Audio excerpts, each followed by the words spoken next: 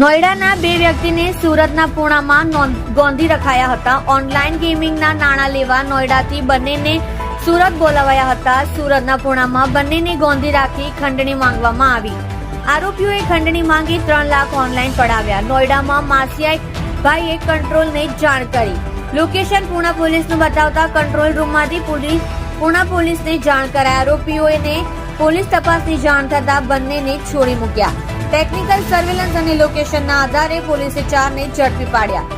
પોલીસે ખંડણીના 3 લાખ રિકવર કર્યા. સમગ્ર મામલે પોલીસે ફરિયાદી બની કાર્યવાહી હાથ ધરી.